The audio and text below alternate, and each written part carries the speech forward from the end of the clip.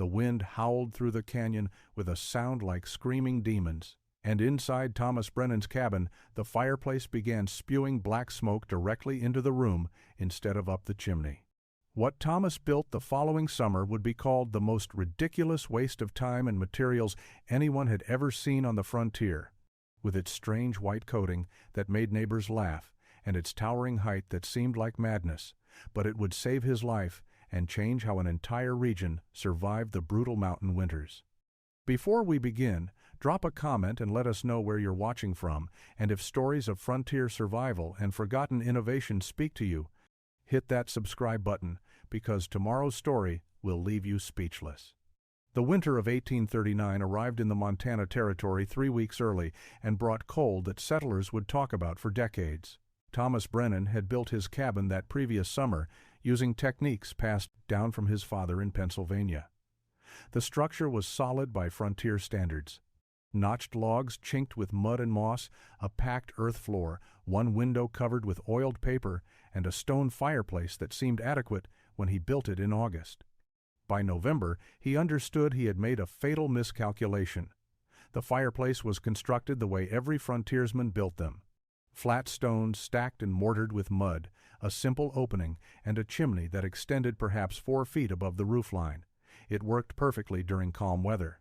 Thomas could maintain a fire that kept the single-room cabin tolerably warm, cook his meals, and dry his clothes. But the Montana mountains were not known for calm weather. The first serious windstorm arrived on November 8th. Thomas woke before dawn to a sound like continuous thunder. Wind poured down from the peaks with violence that shook the cabin walls. He built up his fire, expecting to spend the day inside working on equipment, repairs. Within an hour, he realized something was terribly wrong. The wind hitting the top of his chimney created a downdraft that pushed smoke back into the cabin. At first, it was just wisps. Then, thick clouds. Thomas opened his door briefly to clear the smoke, but the cold that rushed in was so intense it hurt his lungs. He shut the door and tried to manage the fire, keeping it small enough that the smoke was minimal. But a small fire produced almost no heat.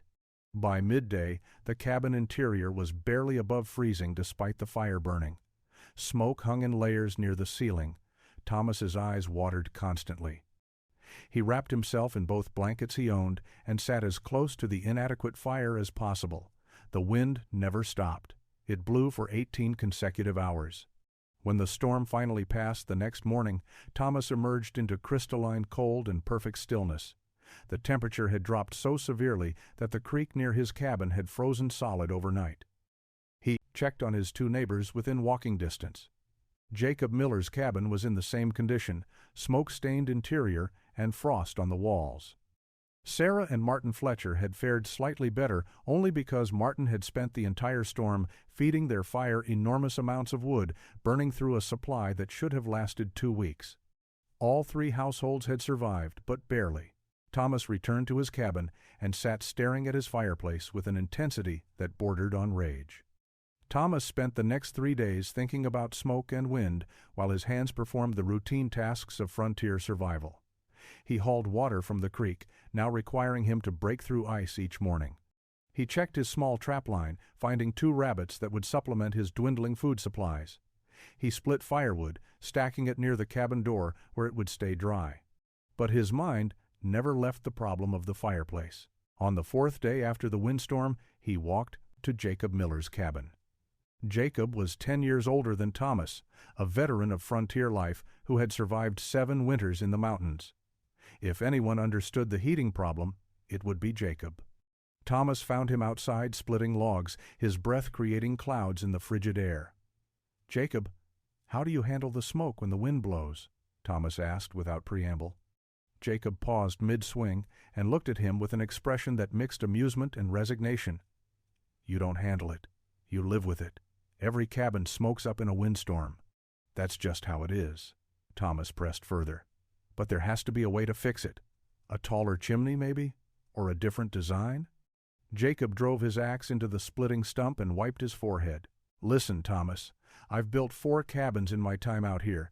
Every one had the same fireplace, same chimney. Some winters are worse than others for wind. You just accept it. He picked up his axe again, signaling the conversation was over. Man could go crazy thinking about problems that can't be solved. Thomas visited the Fletchers that same afternoon. Martin was repairing a broken snowshoe while Sarah prepared a meal over their fireplace. Thomas asked them the same question. Martin's answer was nearly identical to Jacob's. "It's the price of living in the mountains. We nearly went through all our firewood in that one storm, but we survived. That's what matters." But Sarah paused in her work and looked at Thomas with more consideration. "You're thinking there might be a better way?" Thomas nodded. "I don't know yet. But burning half your winter wood supply in one storm doesn't seem sustainable." Sarah glanced at her husband, then back to Thomas. "Martin's father built cabins back in Ohio. Used brick for his chimneys when he could get it. Said they worked better than stone, held heat longer. But brick is expensive out here. Most folks can't afford it or don't want to spend the time making it." Thomas walked back to his cabin as the sun dropped toward the western peaks. Brick chimneys. He had seen them in Pennsylvania, tall structures on wealthy homes and public buildings. He had never considered them for frontier use. Brick required clay, molds, kilns, and time. It required knowledge he didn't possess. But Sarah's comment had planted something in his mind that would grow into an obsession.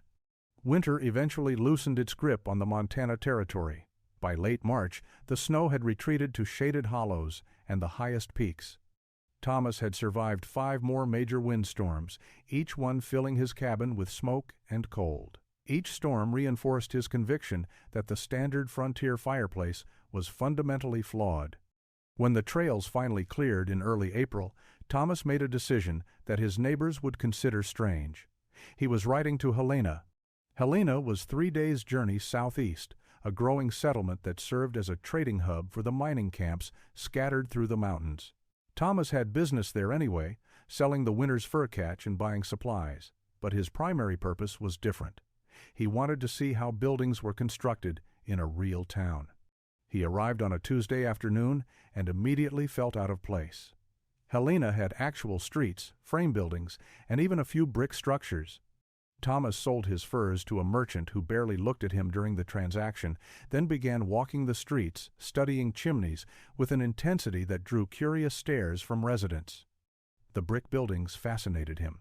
He found a hotel with a chimney that rose 15 feet above the roofline, constructed from red bricks with white mortar between them. He stood across the street, watching smoke rise from it in a straight column despite a steady breeze. No downdraft, no backing up. The chimney simply worked. Thomas approached a man whitewashing the exterior of a general store. "Who built the hotel?" The man gestured down the street with his brush. "Mason named Klaus Weber, has a workshop behind the blacksmith." Thomas found the workshop easily. It was an open-sided structure filled with bricks in various stages of completion. Klaus Weber was a compact German man in his 50s, arranging bricks on wooden pallets. "I need to learn about chimneys," Thomas said. Klaus looked up, taking in Thomas's frontier clothing and weathered face. "You build cabins?" Thomas nodded. "One cabin? I need to fix the fireplace." "Wind makes it smoke." Klaus smiled slightly. "Wind always wins against short stone chimney. You need height. You need mass. You need proper draft." For the next 2 hours, Klaus explained principles that Thomas had never considered. Chimneys needed to be tall enough that wind passing over the top created suction rather than pressure. They needed thermal mass to stay warm, which improved draft. They needed properly sized openings that matched the fireplace dimensions. They needed caps or crowns that deflected wind. Stone could work, but brick was superior because it could be made uniform, stacked tighter, and built higher with more stability. But the real secret, Klaus said, mixing a white paste in a wooden bucket, is lime wash. You paint it on the mortar joints after construction. It soaks in, hardens, makes everything weatherproof. Keeps water from getting into mortar and cracking it when it freezes. Without lime wash, your chimney falls apart in 3 winters. With it, lasts 30 years or more. Thomas returned to his cabin in mid-April with notebooks full of sketches and a determination that worried his neighbors. He spent the first week after his return walking the creek beds and hillsides, examining soil. He was looking for clay, the primary ingredient for bricks. Most of the soil near his cabin was Rocky Mountain earth, useless for brickmaking. But 3 miles upstream, he found a bend in the creek where the water had exposed a thick layer of gray clay. He told Jacob Miller about his plan, over coffee one morning in May. "I'm going to build a brick chimney, tall enough that wind won't push smoke back down, thick enough to hold heat through the night." Jacob stared at him for a long moment. "You're going to make bricks? Out here?" Thomas nodded. "Klaus Weber and Helena taught me the process. I found good clay upstream." Jacob set down his cup carefully. "Thomas, that's going to take you all summer. You could be hunting, trapping, putting up food for winter. Instead, you're going to play brickmaker?" Thomas met his gaze steadily. "I nearly froze to death last winter." "So did you." "I'm fixing the problem." Jacob shook his head slowly. "You're wasting your time on something that probably won't work anyway. But it's your time to waste." The brick-making process was exactly as difficult as Thomas had anticipated. He built wooden molds to Klaus's specifications, each one forming a brick 8 inches long, 4 inches wide, and 3 inches thick. He hauled clay from the creek bed using a wheelbarrow he built specifically for the task. He mixed the clay with sand and water until the consistency matched what Klaus had shown him. He pressed the mixture into molds, smoothed the tops, and left them to dry in the sun. Each brick required 3 days of drying before it was ready for firing. Thomas built a simple kiln from stones, learning through trial and error how hot the fire needed to be and how long the bricks needed to bake. His first batch cracked. His second batch crumbled. His third batch emerged hard and solid, ringing like pottery when tapped. He was learning, but slowly. Martin Fletcher stopped by in early June to find Thomas's cabin surrounded by hundreds of drying bricks arranged in neat rows. "Lord Almighty, Thomas, you're serious about this?" Thomas wiped sweat from his forehead. "I need about 800 bricks total. I have 300 so far." Martin walked among the rows, shaking his head. "This is the craziest thing I've ever seen a man do. You know that?" Thomas continued mixing his next batch of clay. "Probably. But come December, when the wind is howling and my cabin is warm and yours is full of smoke, you'll understand." Martin laughed, but there was no humor in it. "If it works, I'll build one myself. But I think you're going to spend all summer on this and end up with nothing but a pile of bricks." By late July, Thomas had produced 760 bricks. His hands were calloused from the work, his back ached constantly, and his neighbors had stopped asking questions. They simply shook their heads when they passed his cabin and saw the massive brick pile growing steadily larger. But Thomas had encountered a new problem that threatened to stop his entire project. He needed mortar, and not just any mortar. Klaus Weber had been emphatic about mortar quality. Standard mud and clay mortar would crack during the first hard freeze. Water would penetrate the cracks, freeze, expand, and destroy the chimney from within. Thomas needed lime mortar, and lime required limestone. He spent 3 days searching the hillsides before finding an outcropping of limestone 2 miles from his cabin. The stone was dense and gray, exactly what he needed. Creating lime was a process Thomas had never attempted. He built a stone pit and filled it with limestone chunks. He burned wood beneath and around the stones for 16 hours, maintaining intense heat that transformed the limestone through calcination. When the fire finally died and the stones cooled, they had become caustic quicklime. Thomas mixed the quicklime with water in a wooden barrel, a process called slaking that produced violent heat and acrid fumes. The result was lime putty, the base for his mortar. Sarah Fletcher visited while Thomas was mixing his first batch of mortar. He combined the lime putty with sand in a ratio of 1:3, adding water until the consistency satisfied him. "That's what all this was for?" Sarah asked, watching him. "Work the mixture with a wooden paddle. All that burning and mixing just to stick bricks together?" Thomas packed a small amount of mortar between 2 test bricks. "This mortar will stay flexible in cold. It won't crack like mud. And after the chimney is built, I'm going to seal everything with lime wash." He gestured to another barrel where he had mixed lime with water into a thin, milky white liquid. "Klaus told me that lime wash is the real secret. You paint it on thick over all the mortar joints. It soaks in, hardens, and keeps water from ever getting into the mortar. Without it, the whole chimney destroys itself in a few winters." Sarah studied the brilliant white liquid with curiosity. "So you're going to paint your chimney white? Won't that look strange?" Thomas shrugged. "It'll look different." But different doesn't matter if it works. The lime wash creates a weatherproof seal. That's what matters. Sarah was quiet for a moment. The men are already calling this project absurd. When they see a chimney painted white like a fancy town building, they'll never let you hear the end of it. Thomas had considered this already. A frontier cabin with a towering brick chimney coated in brilliant white lime wash would look ridiculous to men who valued function over appearance. But Thomas understood something they didn't. The white coating wasn't decoration, it was survival. Thomas began construction on August 5, 1840. He dismantled his existing stone fireplace carefully, salvaging stones that might be useful for the foundation. The work revealed why his original chimney had failed so completely. The stones were irregular, the mud mortar had cracked and crumbled, and the entire structure had never been properly integrated with the cabin walls. He was building from scratch, which suited him perfectly. The foundation required digging below the frost line, something his original fireplace had lacked entirely. Thomas excavated a pit 3 feet deep and 4 feet square, then filled it with stones set in his lime mortar. This foundation would prevent the massive chimney from settling or shifting during freeze-thaw cycles. It took 3 days to complete and would never be seen once construction progressed upward, but Thomas knew it was essential. The fireplace itself was built larger than standard frontier proportions. Klaus had explained that a properly sized fireplace needed to match the chimney dimensions. Thomas's opening was 36 inches wide, 28 inches tall, and 24 inches deep.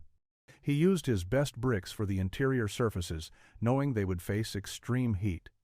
He built a smoke shelf 18 inches up, a horizontal ledge that prevented downdrafts and reflected heat forward into the room. The chimney rose brick by brick. Thomas worked alone, mixing small batches of mortar that would remain workable while he laid each course. He checked constantly for plumb and level, using a weighted string and a wooden straight edge. The work was slow and meticulous. A single course of bricks around the chimney perimeter required 40 bricks and 2 hours of careful placement. The mortar joints were thick, approximately 1 inch rather than the half-inch that professional masons preferred. Jacob Miller stopped to watch one afternoon when the chimney had risen 8 feet above the roofline. "Those mortar joints look excessive. You're using twice as much mortar as necessary." Thomas paused in his work, trowel in hand. "The thick joints let the chimney flex when temperature changes. Thin joints crack. These won't." Jacob grunted skeptically but said nothing more. By mid-September, the chimney stood 14 feet above the roofline, a massive structure that dominated Thomas's modest cabin. The top section was capped with a crown design that Klaus had sketched for him, a brick pattern that created a slight overhang to deflect wind and rain. The entire structure contained 620 bricks, substantially fewer than Thomas had made, giving him extras for repairs if needed. The final step was the lime wash. Thomas mixed his whitewash to a thick consistency and applied it generously to every mortar joint, using a brush made from horsehair tied to a stick. The brilliant white coating soaked into the porous mortar, creating a weatherproof seal. He applied 3 coats over 2 days, each layer adding protection. As it dried, the chimney transformed visually, the stark white joints creating dramatic contrast against the red-brown bricks. Martin Fletcher arrived as Thomas applied the final coat. He stood silently, staring at the towering white-striped chimney. Finally, he spoke. "That's the most absurd thing I've ever seen a man build." Thomas lit his first fire in the new fireplace on September 23rd. He had spent the previous week finishing interior details, sweeping out construction debris, and stacking firewood. The massive brick structure dominated the cabin's interior. But Thomas had designed it that way intentionally. Every brick represented thermal mass that would absorb and radiate heat. He built a small fire initially, using kindling and a few split logs, wanting to cure the mortar gradually rather than shocking it with intense heat. The draft was immediate and powerful. Smoke rose straight up the chimney with a force Thomas could feel by holding his hand near the fireplace opening. The tall chimney created suction that pulled air through the fire, improving combustion. The flames burned hotter and cleaner than anything his old stone fireplace had produced. Within an hour, Thomas could feel warmth radiating from the brick structure itself as the thermal mass began absorbing heat. He maintained the fire throughout that first day, gradually increasing its size as the mortar cured. By evening, he had a substantial fire burning, and the cabin was warmer than it had ever been. More importantly, the bricks themselves had become warm to the touch. Thomas placed his hand against the chimney structure 5 feet above the fireplace opening. The bricks radiated steady heat. This was exactly what Klaus had described. The mass was storing thermal energy. That night, Thomas let the fire burn down to coals before going to sleep. He woke 6 hours later to a cabin that was still comfortably warm despite the fire being nearly out. He placed his hand against the chimney in the darkness. The bricks were still warm, still radiating the heat they had absorbed hours earlier. Thomas rebuilt the fire and sat watching flames dance in the properly proportioned opening, thinking about the coming winter. Word of Thomas's completed chimney spread through the small frontier community. Settlers came from miles around to see what he had built. Drawn by curiosity and the persistent rumors about his summer-long obsession, most arrived skeptical and left the same way.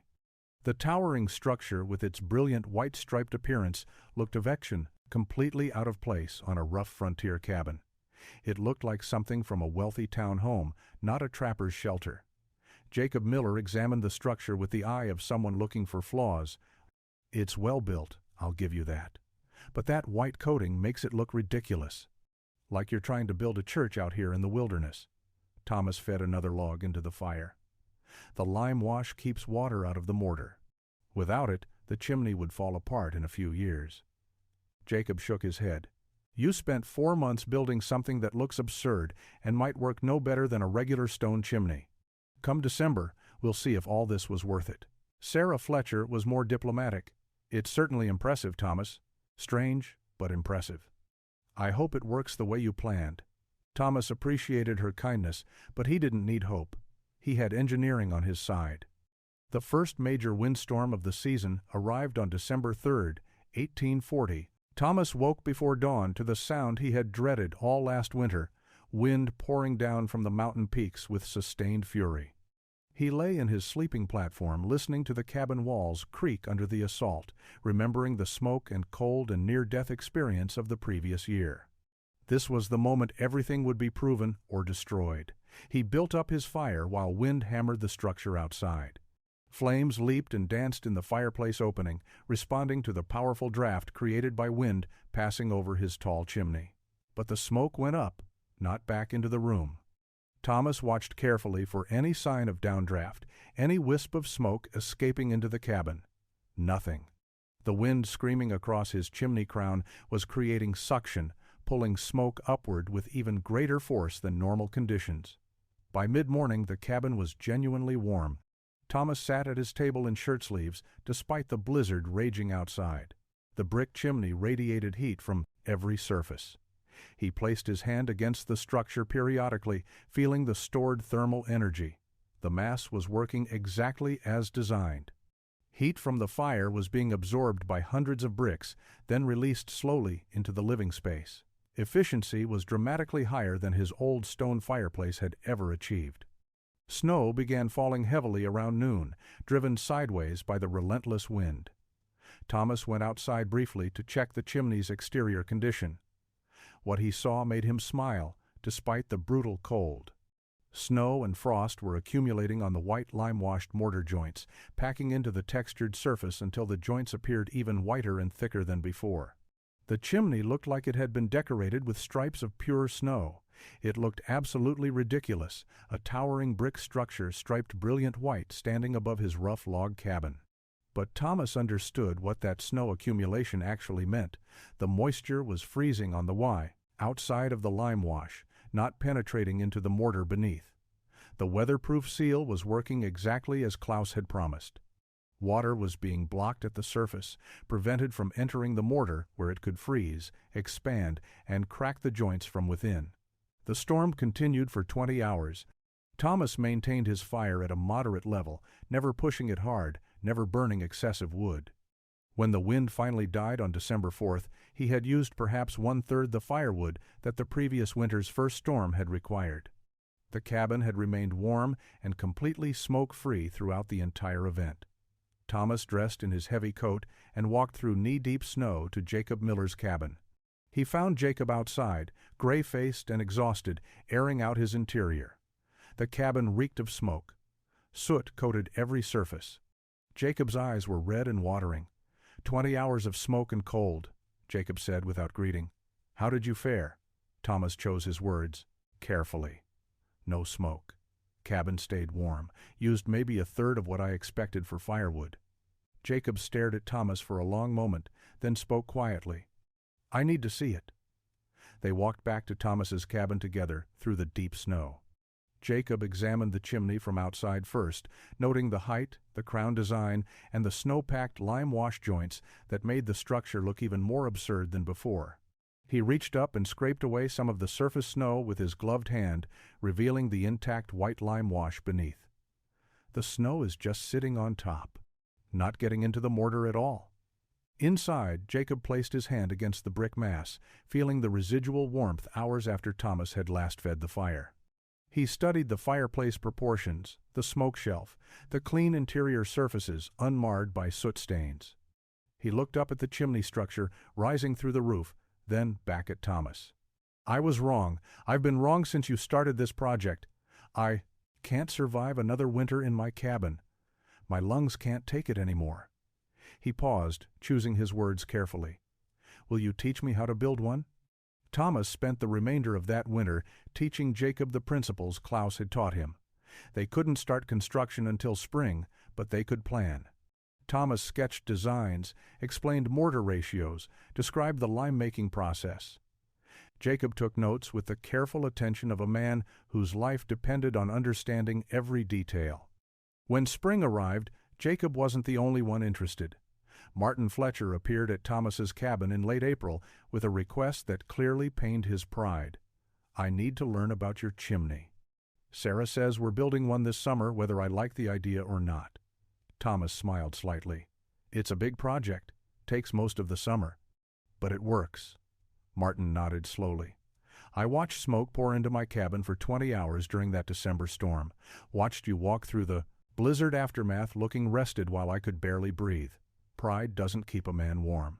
That summer, 3 new chimneys rose in the small settlement.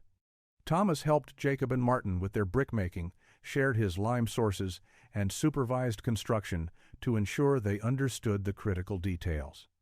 Other trappers and settlers passing through stopped to watch the work with curiosity and skepticism. The sight of 3 tall brick chimneys with white-striped mortar joints rising above rough frontier cabins seemed absurd to everyone who saw them for the first time. But when winter returned in 1841, the results spoke clearly. 4 cabins in the territory remained warm and smoke-free during windstorms, while every other structure filled with smoke and cold. Word spread through the trapping community with the speed of survival information. By the spring of 1842, Thomas was teaching chimney construction to settlers from 50 miles away. Some came from across the territorial line. They arrived skeptical of the white-striped towers they had heard about. They left with notebooks full of specifications and plans to build their own absurd chimneys. By 1845, the technique Thomas had learned from Klaus Weber and adapted to frontier conditions had spread across 3 territories. Trappers, settlers, and homesteaders throughout the northern Rockies were building tall brick chimneys with thick lime-washed mortar joints. The structures became known informally as Brennan chimneys, though Thomas never claimed credit or sought recognition. He had simply solved a problem that was killing people, and the solution had proven too valuable to ignore. The survival advantages extended beyond wind resistance. Families discovered that the thermal mass allowed them to maintain comfortable temperatures overnight with a single evening fire, reducing wood consumption dramatically. The efficient draft meant cleaner combustion and less creosote buildup, reducing chimney fires.